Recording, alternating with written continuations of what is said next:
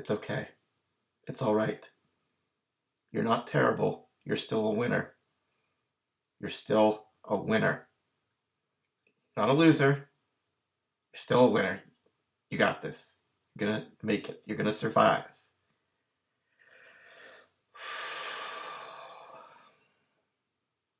All right, everyone. Welcome to the Tonto's Demise. Tonto Bowl 23 recap. The year in review recap. Shame I've brought upon my name, my family, my friends. Losing. Michael Jordan sent me an angry letter. He said, "You can do so much better than this. How dare we lose to the LeBron James of Tonto's Demise." Very embarrassing, but it happened. All right. So, we've been living in shame for the past month or so, in exile, letting the beard grow. The Tonto's Demise depression beard happens. I didn't know. I've never felt this before.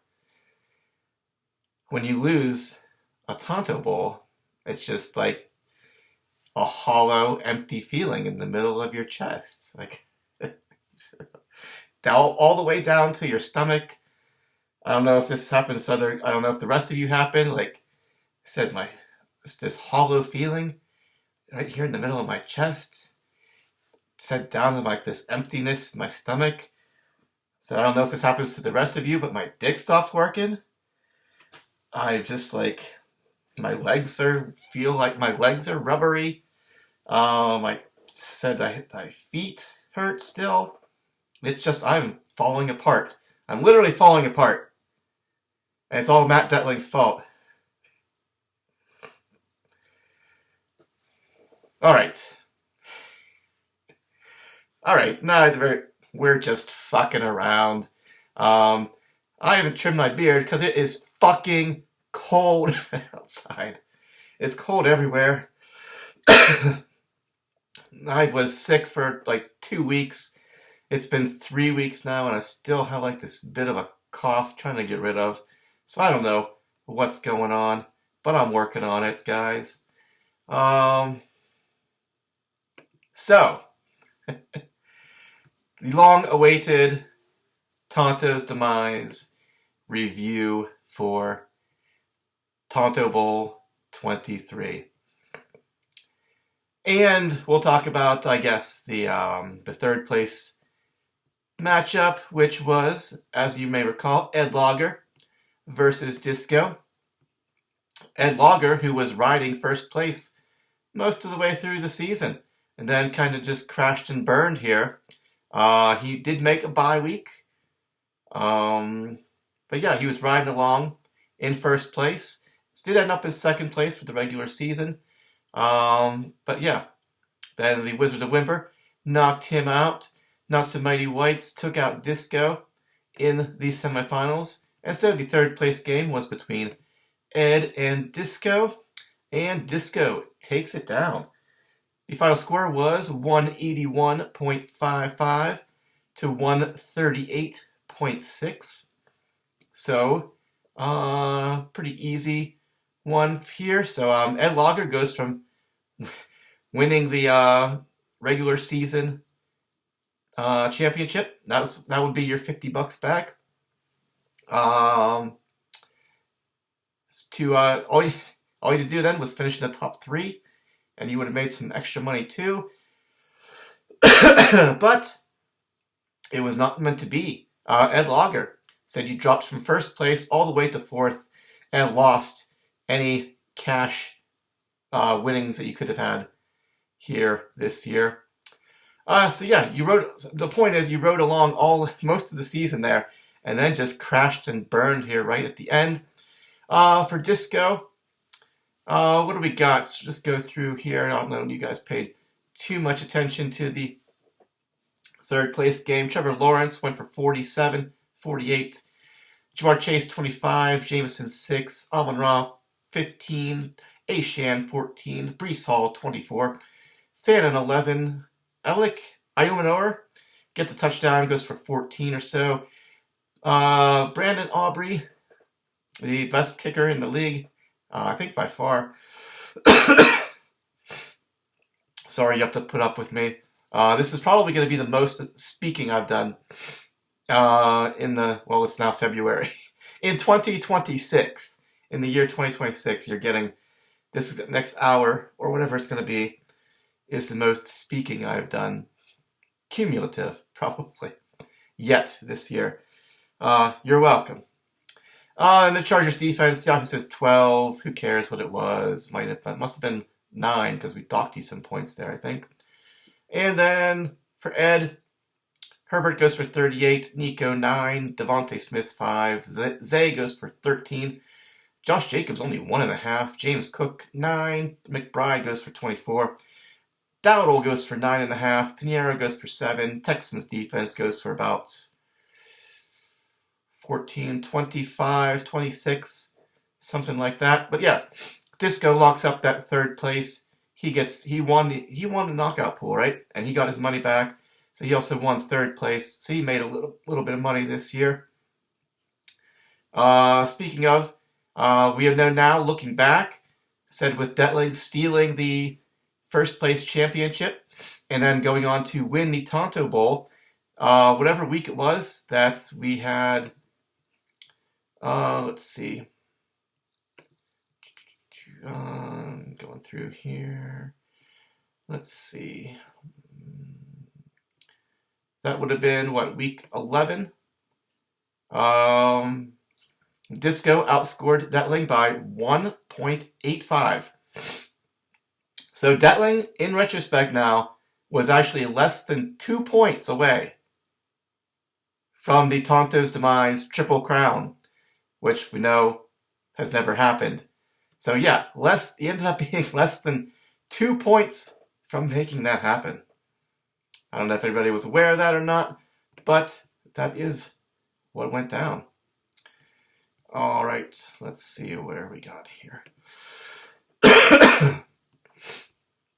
Playoffs. All right, here we get down to it. Let's just get into it. Tonto's Demise, Tonto Bowl, 23. Craig versus Detling, Jordan versus LeBron. And it goes down, ends up being not very competitive for the most part, as the not so mighty Whites gets the victory, gives the Wizard of Winber, the former Springfield Isotopes, the first taste of Tonto Bowl defeat. Although, even though I'm not too upset, because said that I've been winning every 3 years, so this was only year number 2. I'm definitely gonna get it next year, so I'm not really. If history repeats itself, I'm not too worried because I'm definitely gonna take it down next year. This matchup really came down to Matt's stars showing up and mine not so much showing up. Yeah. So for Not So Mighty Whites, this matchup said he had a lot of San Francisco guys. Let's just run through the scores here, and then we'll talk about the matchups. Purdy went for 66 points. Justin Jefferson, 7. Drake London, only 1.5. Hollywood Brown, only 1.5. But then CMC gets 31. Saquon, 7. Hunter Henry, 14. Then here, another big one. Ramondre Stevenson goes for 27.5. He scores all the touchdowns. Myers, the Seattle kicker, goes for about 11. And the Seahawks defense, you must have got a pretty big boost from them, because you jumped almost from 14 to like 30. You gained 33, 30. Wow. No, 23, maybe 24 points, up to like 35, 39, somewhere in that range. 35 to 40, something like that, from your Seahawks defense. So yeah, you really just got your Buns and CMC and Stevenson. For the Wizard, Burrow went for 50. T. Higgins, though, only 10. Puka, 15. DJ Moore, only 1.5.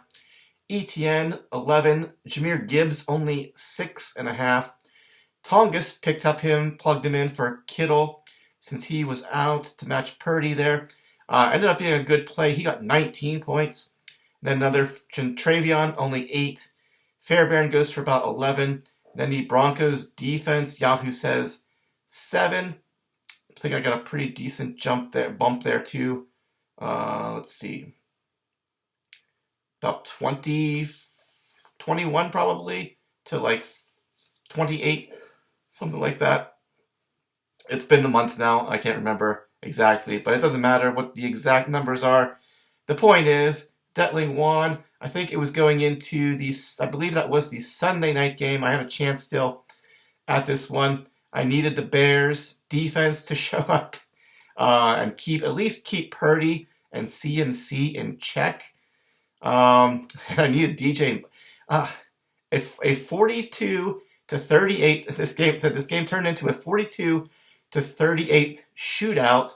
Said Purdy. I needed the Bears defense I needed the exact opposite of what this game ended up being.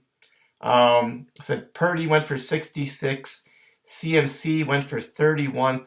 So that's almost 100 points just between those two 49ers.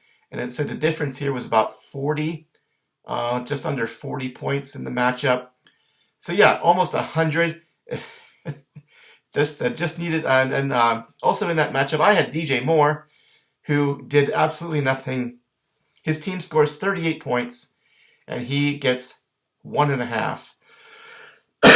And said on Christmas, it was off to a bad start because Jahmyr Gibbs, when I needed him most, he let me down this year. CMC, I would have been better off. Like I said, going into the draft, I fully expected to be drafting CMC this year and ended up taking Jahmyr Gibbs. It was a fun ride, but it was not meant to be. Could not get me all the way there, as CMC, I do believe, ended up being the overall RB1. And then also, so that started off not good for me, and then Travion was coming back. He got concussed the week before the Tonto Bowl. And of course, I'm playing the guy who's got Stevenson. And right out of the gate in that game versus the Jets, Stevenson scores a rushing touchdown and then he catches a receiving touchdown when Travion had barely done anything. And that was pretty much when I knew that this matchup was not going to go my way. Stevenson outscored Travion by 20 points almost. And I needed Carolina in Carolina. Just needed you Panthers to show up a little bit. Said, a 40-point difference. Said my big guns just didn't show up. Like I said, Detling got almost 100 points from the Purdy CMC combo, and then Stevenson getting that 20 points over Travion. Puka, kind of a quiet game for him. Those 40 points, just not much I could have done. I mean, are you gonna bench Jahmyr Gibbs versus Minnesota? But still. So the biggest disappointment for me, looking back, looking back on it now, is in terms of like keeper factor. I really liked Charbonnet. Just keeping an eye on him, and now he just tore his ACL, so he is going to be done. He was potential keeper value, or at least consideration for next year, but not anymore. Bummed. Said he tore his ACL. He probably won't be back. Doubtful he'll be back to the beginning next year. So, that's a bummer. But anyway, congratulations, I guess, to Matthew Detling. I believe this is his 4th Tonto Bowl victory. Getting the championship. We clap out myself, the Wizard of Wimber, for the year. And who else? I think that's pretty much it in terms of what happened in the Tonto Bowl. I was hoping for a much more competitive matchup, but yeah, my big guns just didn't show up, and those 49ers bailed you out there. Said I didn't watch that game. I think I was at work, but I just said needed the Bears defense just to keep those guys in check, and they just could not do it. That game was just back and forth, up and down the field. No defense. It was the exact same thing that happened to Disco the week before, I'm fairly sure. San Francisco played the Colts. I think that was the matchup. And Disco, you needed the Colts defense to show up, keep San Francisco in check, and I think that was what did you in. That game, like every goddamn thing fell into place for Matt, because said Purdy went for in that same exact thing the week before. San Fran scored 48 points. The Colts put up 27 themselves, and I think, was that like a Sunday night game? I remember that game just was going back, and there was no defense being played in that game. So Purdy had 58 points. CMC had 36. So yeah, another like 100 points from those two back-to-back weeks. That's basically what carried Detling to the finish line. Purdy and CMC. Those 2 weeks where there no defense played, everything just kind of fell into place for you. So, Tonto Bowl 23 goes to Matthew Detling. XXIII owes him the trophy whenever he gets around to it. I think XXIII the defending champ finished in last place this year. I blame it on forgetting the trophy. You disrespected the Tonto's Demise trophy right out of the gate. Yeah, we handed it to you, and you took off. You left the draft with the trophy still sitting on Kevin Bean's dining room table there, and it was all downhill from there for your season. Speaking of the season, what can we talk about? Let's see. Said after a few years of Gags being out-gagged by several people in terms of trading and things like that, we had another interesting year, I would say, overall in terms of the trading. But I think Gags was close to giving up. He, though, in true Gags fashion, he hadn't done this for quite a while. Guys like Zach had kind of taken the mantle away. They were out Gags and Gags. But this year he turned it around. He made a bunch of trades, gave up on his team, gave up on a bunch of players, and actually ended up turning things around and making the playoffs, getting in there. I think I said before that this was a strange season, but I think I forgot in the reviews. I mentioned it in previous reviews. I wanted to get to it during the playoffs there. But mentioned it on the line app that this was the first year since 16 or 17. I think I have it written down here. In my, I would have sworn I had it written in my notes here. 2016. This was the first time that no team in the regular season reached 10 wins. 9-5 was the best anybody could do in the regular season. So yeah, it was a super competitive year.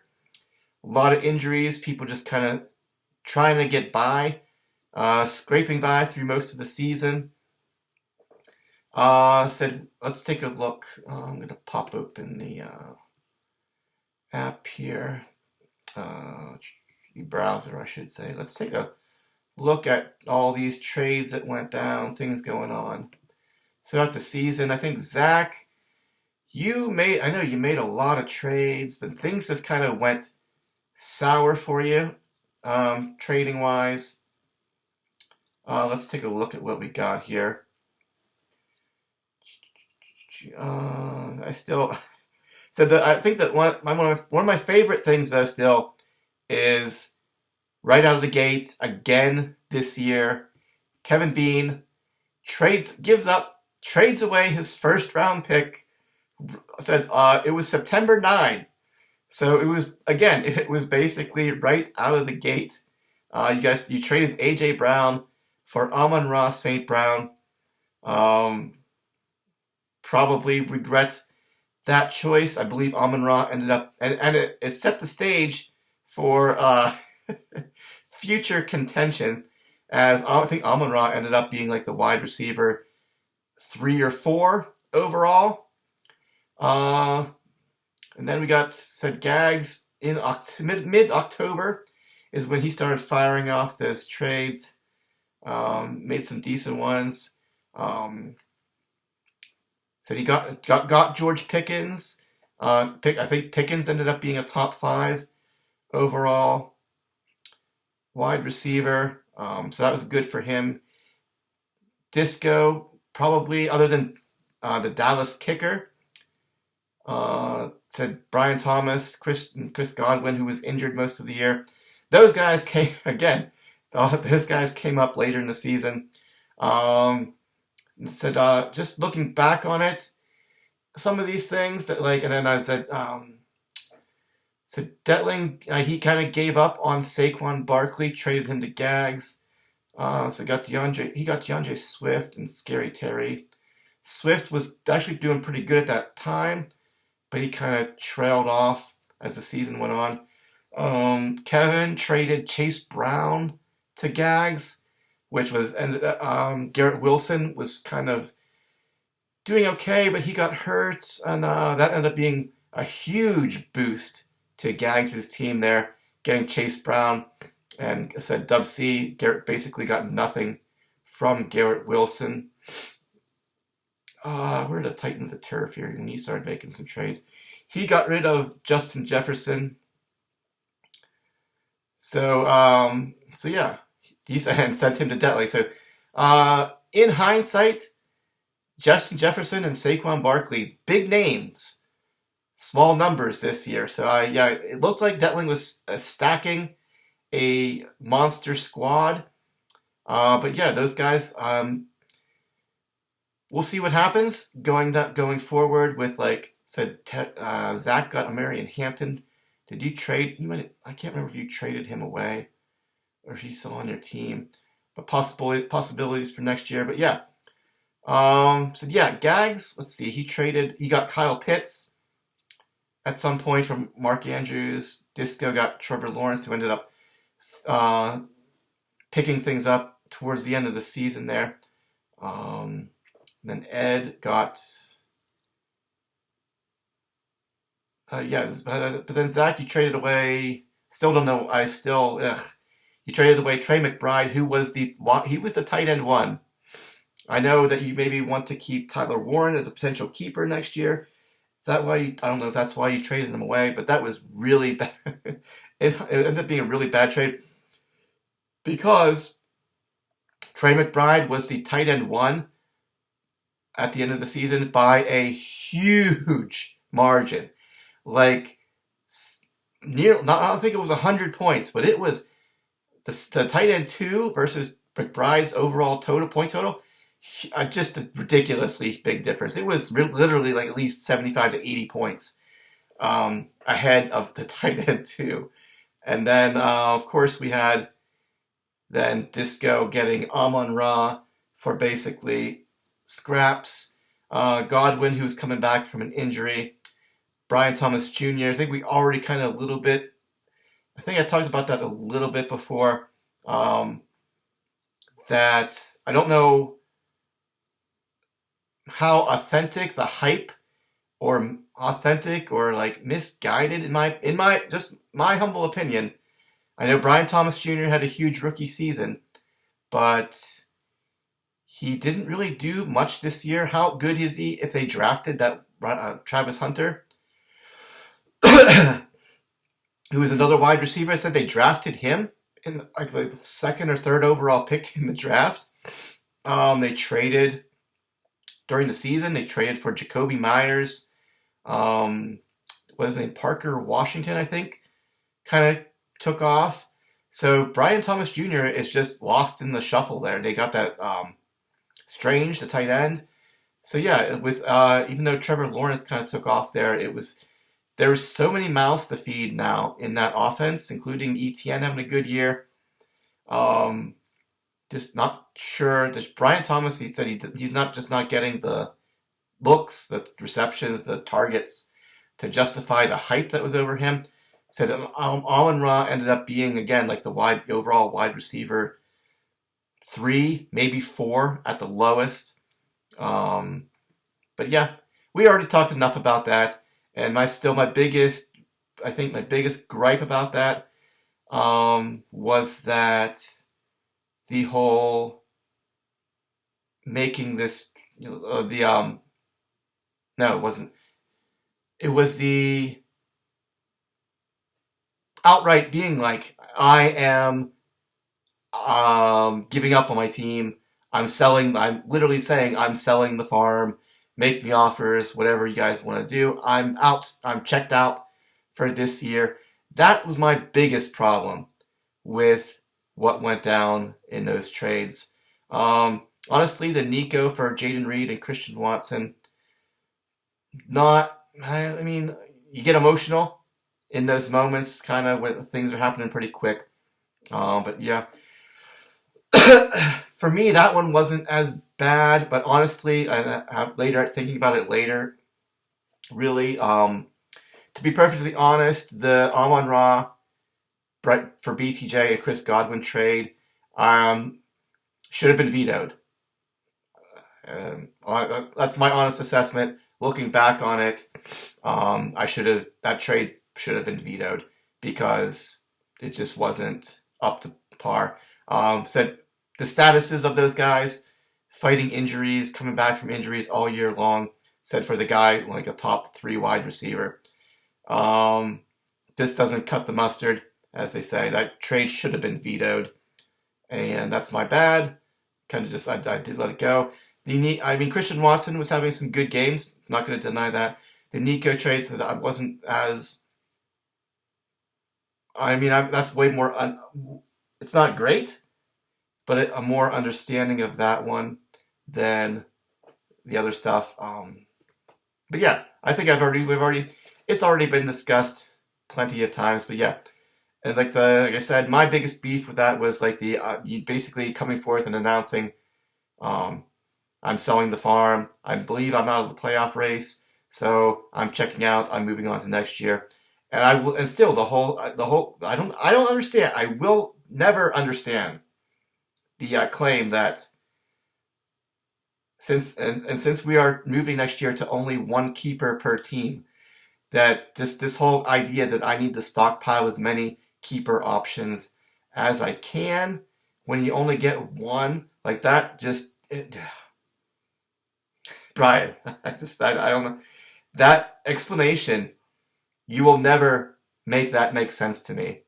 I will always be highly suspicious of that claim, because it does not make any sense. I don't know what you think is going to happen, but you get 1 keeper. You've already got 3 guys with keeper potential. You only get 1. I don't know what kind of trade market you think you're going to get for some of those guys. Like, it's just not going to happen. I don't know what you thought or what you think is going to happen. But yeah, that's my biggest beef with this stuff. That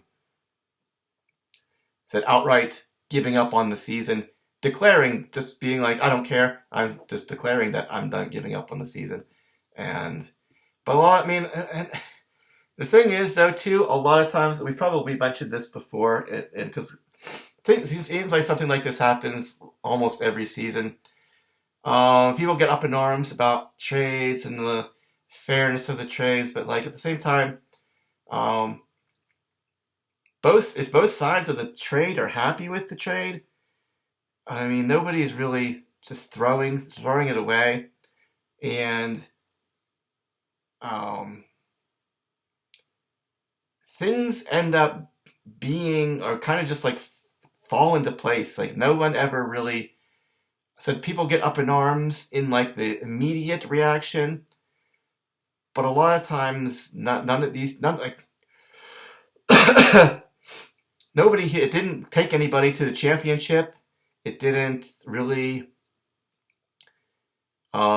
swing things in huge ways, one way or another. It just maybe it makes teams look better on paper, but in the grand scheme of things, things just kind of, the fantasy gods. The fantasy gods work things out. They level the playing field. They make things happen. Keep it going. No one really. Things just kind of play themselves out often in unexpected ways. And I said, Amon-Ra did not take Disco to the Promised Land. Nico didn't take Ed to the Promised Land. T. Higgins didn't take me to the Promised Land. I think a lot of times the names are, the problem is more of the names than the numbers indicates, is I would say.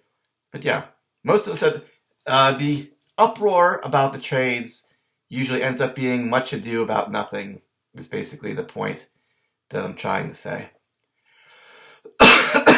All right. What else can we talk about? Is there anything we want to do in the year in review? What happened? Should we talk about the draft a little bit to see like what happened? Who ended up being?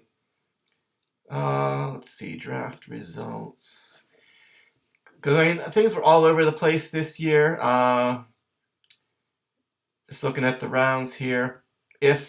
Zach Titans of Turf taking Justin Jefferson at number 2. Probably a lot of regret with some of these first round picks. Justin Jefferson, I remember that I thought he was going to maybe come to me, but I was going with CMC. I honestly thought Justin Jefferson might fall. Where was I? I was pick 7. Thought he might drop there to me, and I have a difficult choice to make. And honestly, if Saquon had come to me, it would have been extremely tempting to take Saquon over CMC. But yeah, Justin Jefferson. And what I was gonna say is, I remember, and I don't know if it was like if it was excuse me.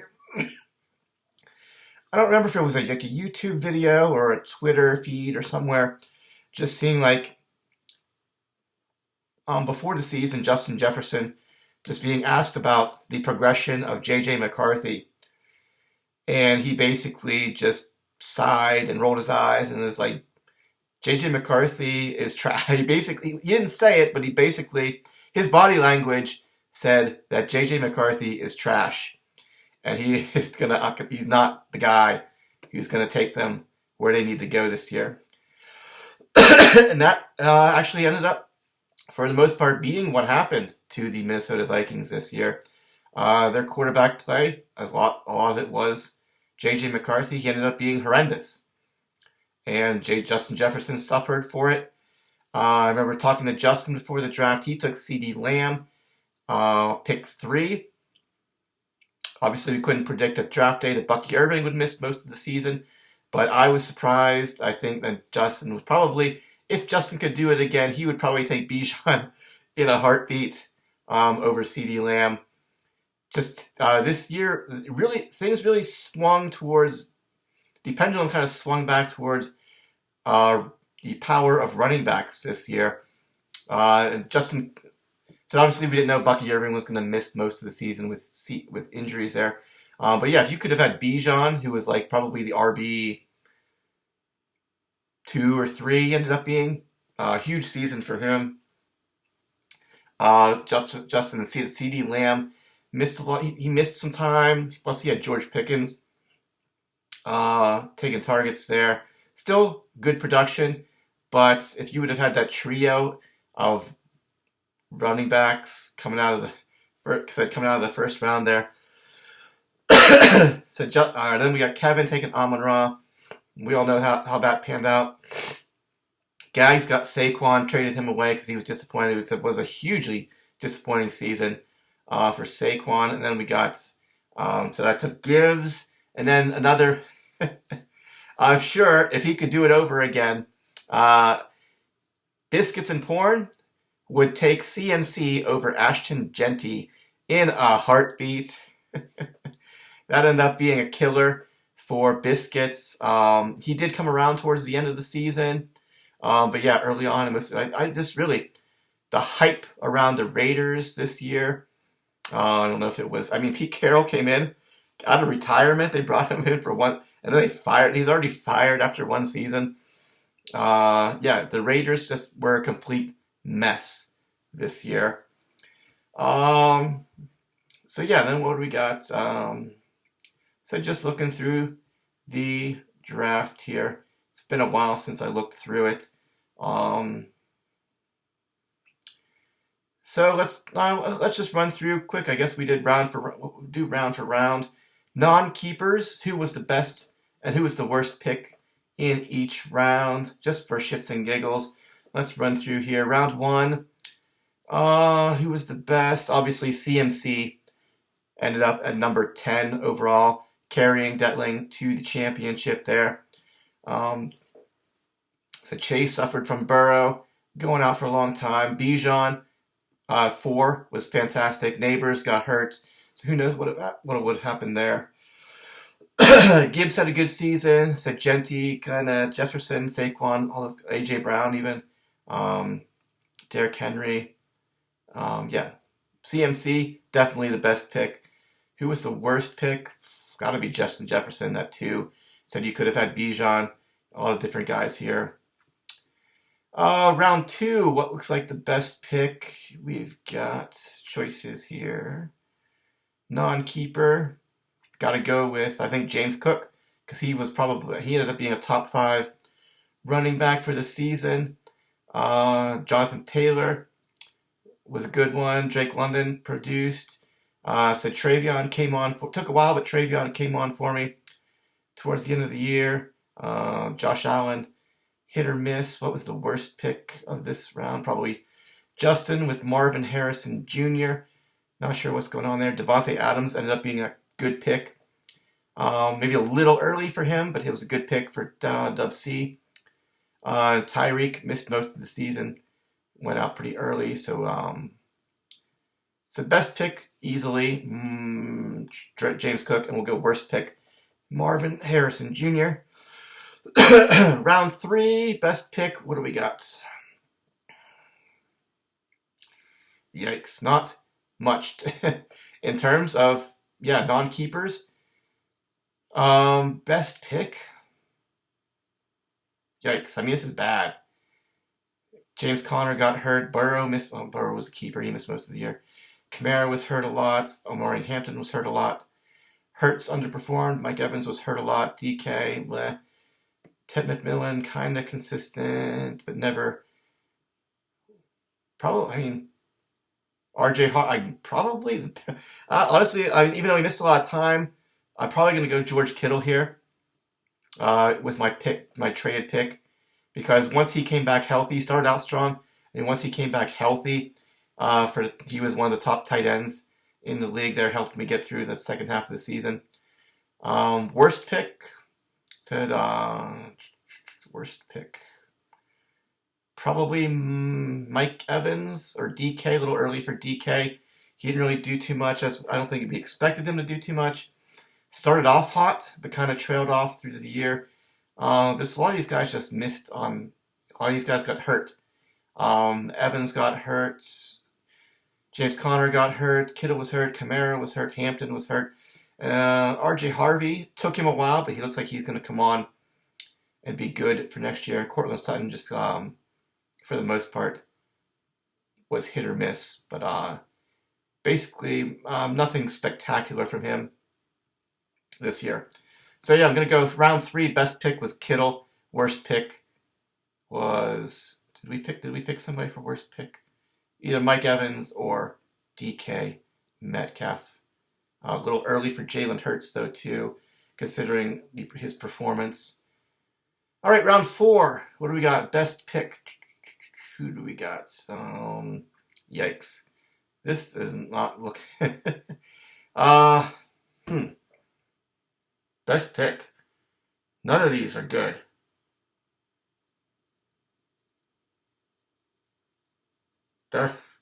Round 4 is really bad, guys. Scary Terry, nothing. David Montgomery, Devontae Smith, nah. Bo Nix ended up being Biscuits quarterback for most of the year. DJ Moore, obviously, Xavier Worthy, Calvin Ridley, Mahomes had a down year. Njoku, Pacheco, Jamison Williams kind of came on towards the end of the season. Oh, man, yikes. I mean, Bo Nix ended up being Biscuits quarterback for most of the year, but round 4 seemed like a bit of a reach for him, considering we were a point per completion league. Probably going to go Jamison Williams as best pick, because really it's not pretty. Devontae Smith, David Montgomery had a couple games, but yeah, for the most part, this was ugly. Worst pick, probably Calvin Ridley. Fairly easy one there. Njoku, oh god, Ridley, Njoku, and Pacheco, all terrible picks. DJ Moore, not good, certainly. Scary Terry disappeared most of the year. So yeah, most of them were bad picks. And I guess the best would be Jamison Williams, be the Bo Nix or Jamison Williams. Round 5. What do we got?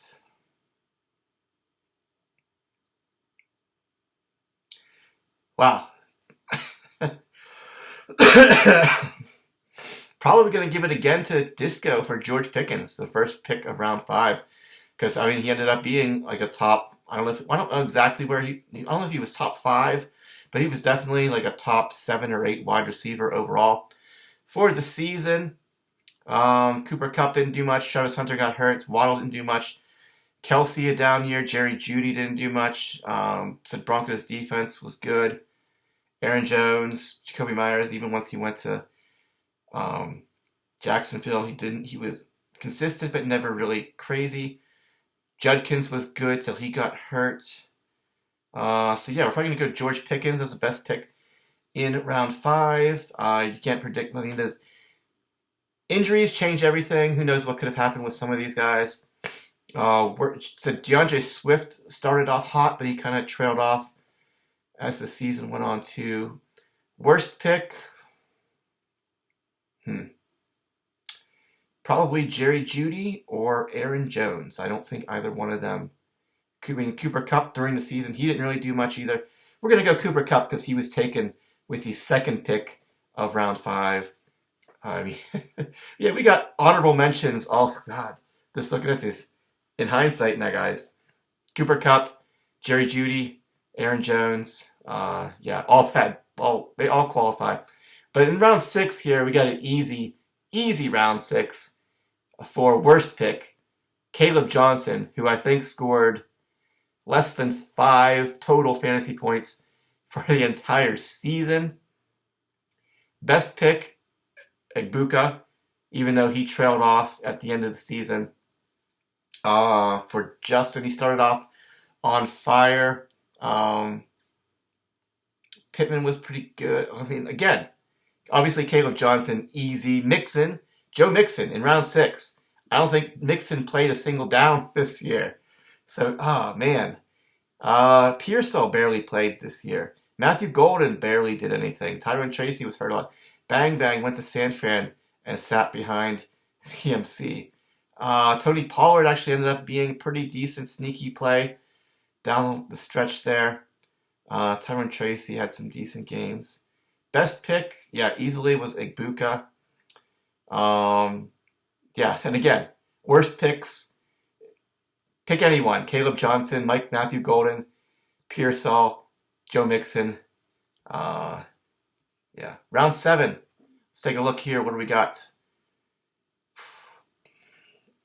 Probably between Adunze and Tyler Warren. Good picks. We'll see what happens with Warren. Once Warren was pretty consistent, doing pretty good. He wasn't great, but he was good and consistent until Daniel Jones was gone. It's going to depend on the Colts quarterback situation going forward. So I took Tyler Warren with like my first or second pick in our Dynasty League, so I've got him. Thought he's going to be an automatic starter every week no matter what. But now the quarterback situation in Indianapolis, a little iffy.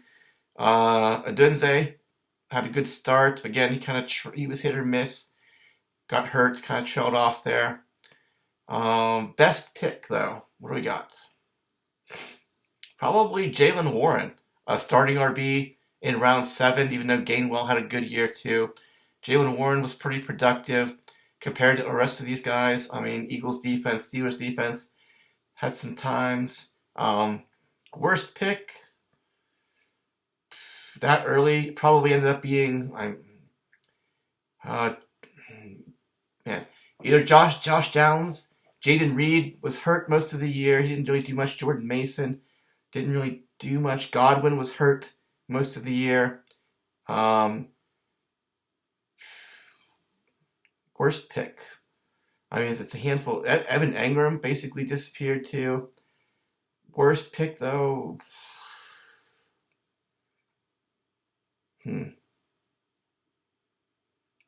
Probably going to go Jaden Reed.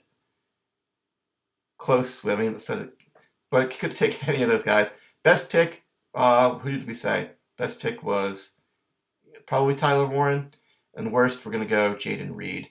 Though, again, you could just, flip a coin. It could be a handful of people. Round 8, just looking here, easily, Olaf, the Olive, was the best pick. He ended up having a huge season. Didn't score a lot of touchdowns, but he got a ton of targets. ETN, probably good, ended up being a good pick too. Scatabo would have been good if he didn't get hurt. Worst pick, probably Jaden Blue. I don't think he did anything this year. At all. A couple guys that did okay. Tank Bigsby kind of fell behind Saquon, didn't do too much.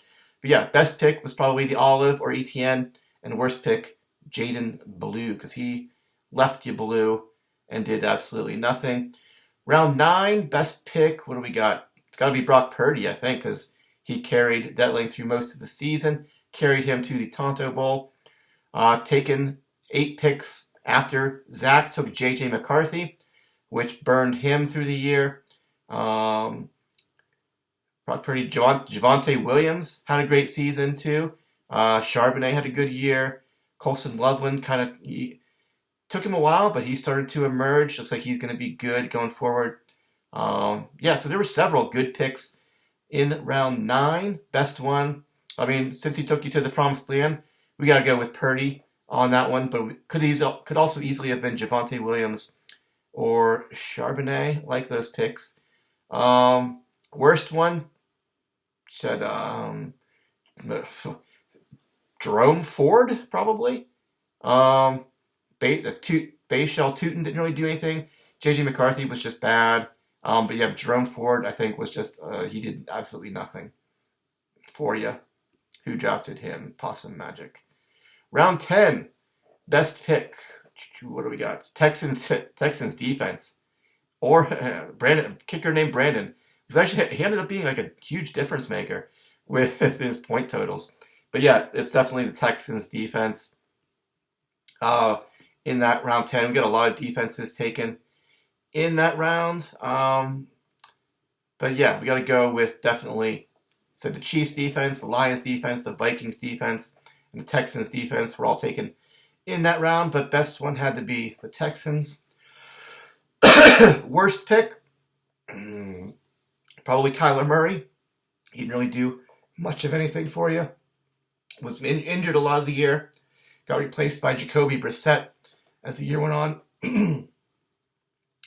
Juwan Jennings had some games. J.K. Dobbins did okay, though of course he gets hurt again. Algier, Kincaid did okay, had their moments. Yeah, so we're definitely going to go Kyler Murray as worst pick of round 10. Round 11, best pick. What do we got? Best pick. Probably Dak for Zach in round 11 to make up. He kept you afloat instead of having JJ McCarthy as your weekly QB1. I would say that or Jake Ferguson ended up being a good pick for me. Carried. I mean, when Kittle went down, I think Ferguson was like the tight end one the first couple weeks of the season. Helped me get through there without Kittle. But yeah, those probably I would go with Dak, the Dallas combo there, Dak and Ferguson. So Ferguson really trailed off though at the end of the year. So Ferguson was hot for me when I needed him to be, and Kittle came back and was hot when Ferguson cooled off here. So, but worst pick, what do we got? Probably Trey Harris, Chargers wide receiver. I don't think he did much of anything. Mooney didn't really do much of anything. Keon Coleman, we all know how Disco feels about him. Nick Chubb didn't do anything really. Chargers defense was actually pretty good. That was a good one too. Goddard hit or miss. Goff hit or miss. But yeah, we're going to go best pick, Dak. Worst pick, Trey Harris. Round 12, what do we got? What's the best pick? It was probably Tucker Kraft till he gets hurt.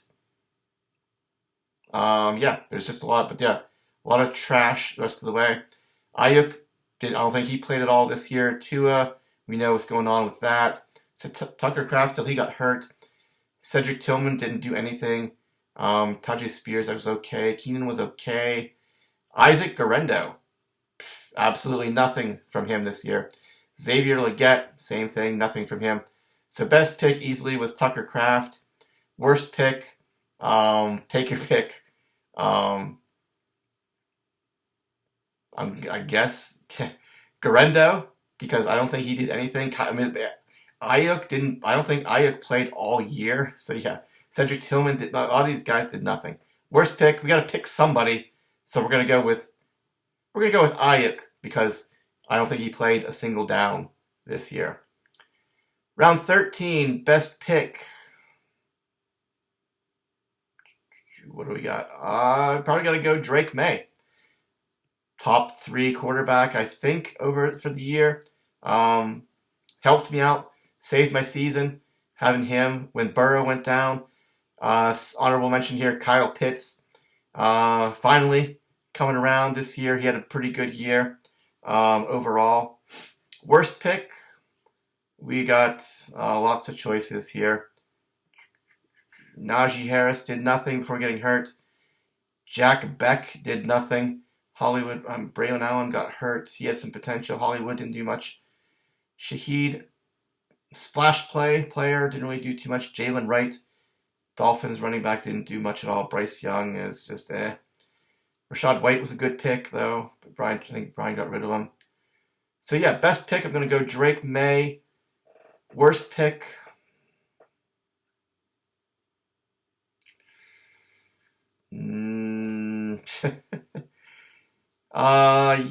just throw all these names into a hat. Pick one. I'm gonna go Jack Beck.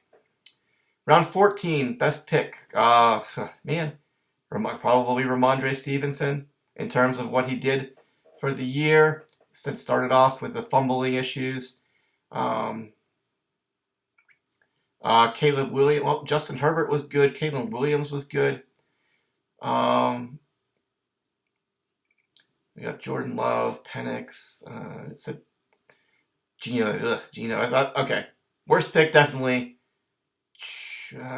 Geno Smith.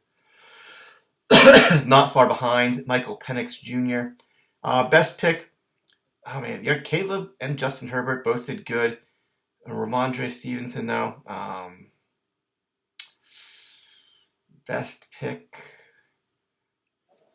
Between those 3, I'm going to go Justin Herbert for the value that he brought to Ed's team, helped him out through the year. Round 15, best pick, Seahawks defense. That's easy. Seahawks defense. Worst pick, basically the entire rest of the round. Luther Burden kind of started, like most rookies do, kind of started to come on a little bit at the end of the year. A lot of kickers here in round 15. Kareem Hunt did nothing. Thornton did nothing for me. Calvin Austin, Adam Thielen, Trey Benson, Commanders defense. Maybe Chris Boswell. Chris Boswell, Seahawks defense, definitely the best pick of the round 15.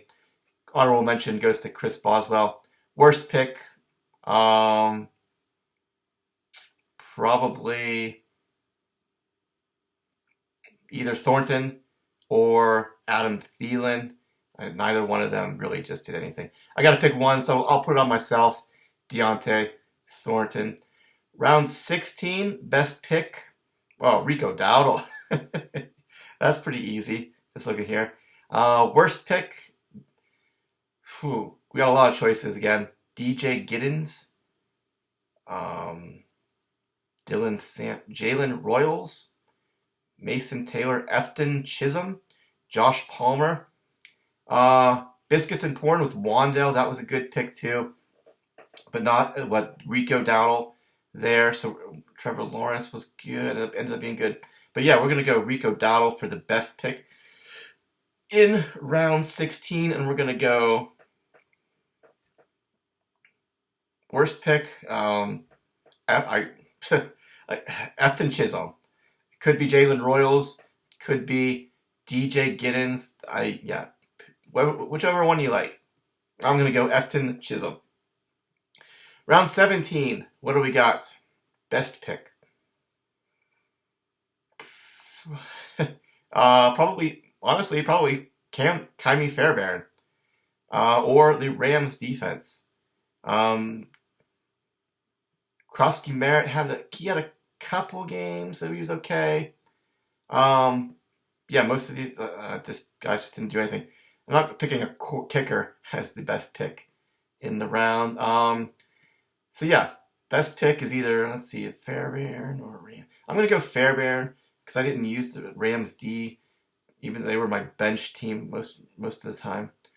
Worst pick, we got some choices here. We're going to go Hunter Renfrow. Didn't even know he was still in the league. And then finally, the last round 18, best pick. Matthew Stafford. Easily. Saving Justin from the Baker Mayfield disaster. Was Matthew Stafford. Easily. Then what do we got? Worst pick. Honorable mention probably to Hunter Henry there.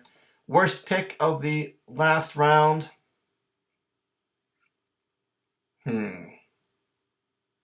It's mostly a lot of defenses and tight ends here. So, and kickers,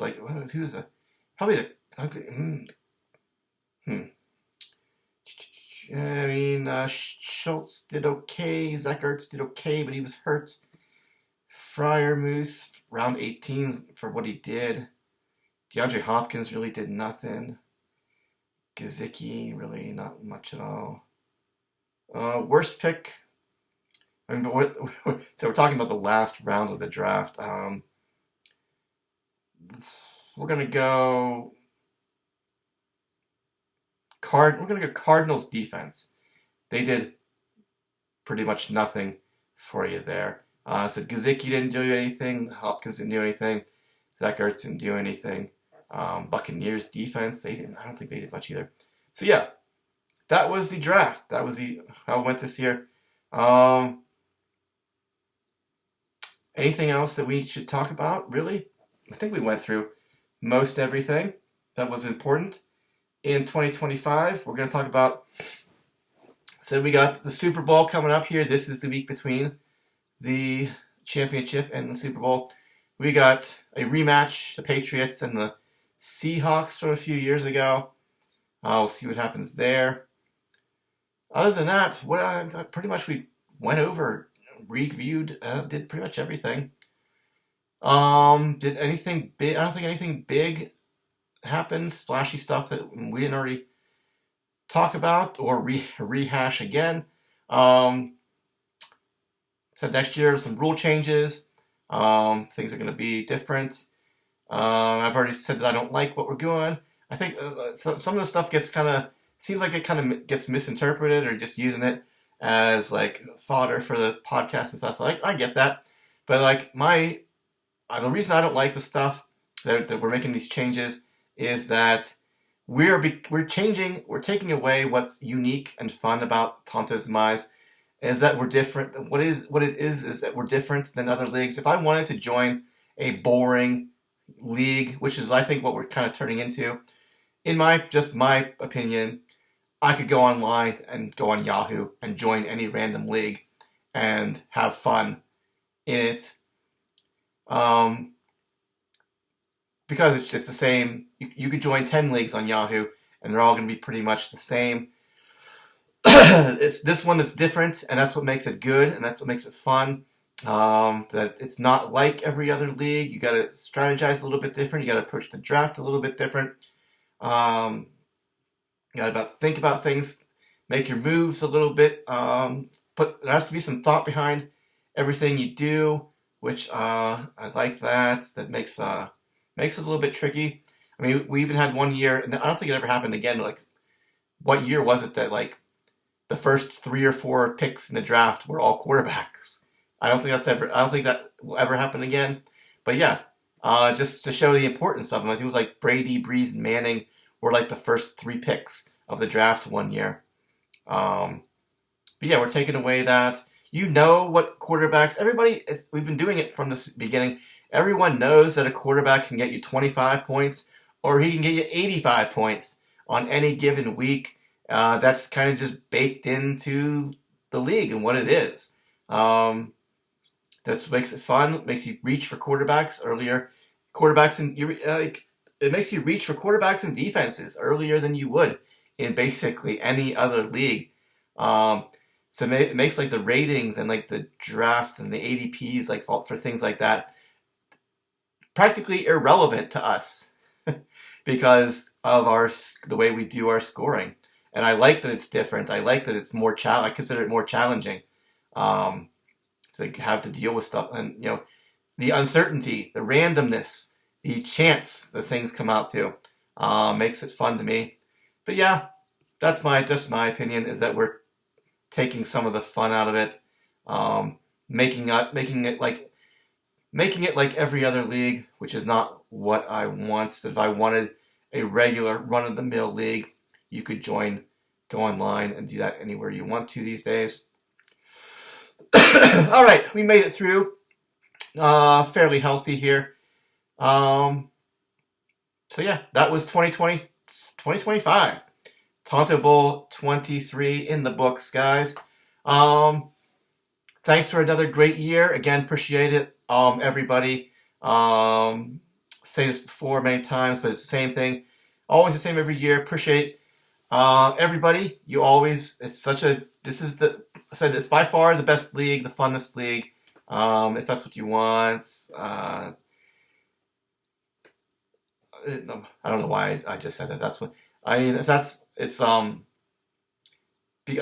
what I like about it. But it's just good to always see it. I think last year we had everybody, I think, from the league at the draft, which is great, and it's just as much fun. Just to half the fun of it is like that time, draft time, when we all get together, and it's good to see each and every one of you, because we're not getting any younger. Not to be a downer or anything, but yeah, none of us are getting any younger. We're 25, almost 25 years into the league. So yeah, every year that we are able to spend together and get together, and the camaraderie, the friendship, everything like that, the competitiveness in the league, all the trash talking, none of it, nobody's like means anything. It's just for competitive in the sport of it. But yeah, we've got a great, even with turnover, we still managed to have a great group of guys. We still got guys outside the league, previous members of the league. Still appreciate all of them. and the things that they did, even though they're not around anymore. Like obviously the Huber brothers made a huge impact on the league through the years that they were here, things like that. But yeah, again, just appreciate every single one of you. Thanks for doing what you do. You bring it. You guys bring it every single year. You draft everybody. Basically, everyone nails it at the draft. At least it seems like. You bring your best. You make it hard. You snipe. We snipe. We're sniping each other left and right. It's a challenge to put together a good team. And some people make it look pretty easy every now and then. But yeah, it's the best league that I've ever been a part of, and hopefully most of you guys feel the same way. But yeah, again, so yeah, here we are. It is February 2nd. I don't know what the groundhog did this morning, but I don't think it was very good. It's been like 3 degrees every single day for the entire month of January. So I grew my beard to keep my face warm because it's so goddamn cold. And this can end anytime now. I think just let me see. We got the phone here. Let's bring up the weather app. Let's see what's going. It's currently 18 degrees. The high. We got another week until we climb out of the 20s. We are below. It's going to be below freezing for at least another week. Next Tuesday. Say we're almost to. Today's Monday. So yeah, Super Bowl is going to be 20 degrees. Yeah. Oh, good. Thank God. Next week on Tuesday and Wednesday, our temperatures are predicted to be in the 40s. But until then, we are under 30. We are below freezing. We got single digits at night. And it's basically been like that, as you guys are well aware, for the past like 3 weeks. Like the entire month of January was basically a waste of most everyone's time. Just gross. You couldn't, I mean, if you did anything, kudos to you outside. But yeah, it was just awful. And last week's snowstorm, the icing on the cake here. So, all right, guys. Thanks for listening, watching, or whatever it is you do. Maybe we'll be time to trim the beard, get a haircut coming up here soon, hopefully. Yeah. Thanks for listening, watching, or whatever it is you do. We will be back next year. Well, later this year. We'll see you probably at the draft. Who knows where it's going to be? My guess is we can already guess. That's my guess. We can already guess where it's going to be. Considering last time Detling won, he didn't even have it in Pittsburgh. So yeah. Hopefully he comes up with something a little more fun. But this is Detling we're talking about. He's a family man. He's not the man. He's not the guy he used to be. The unpredictable, fun-loving. Who knows? But all right. Excuse me. Yeah. Thanks for another great season, guys. To wrap it up, and we will see you on Draft Day 2026 for Tonto's Demise 24. All right. Thanks, guys. Bye-bye.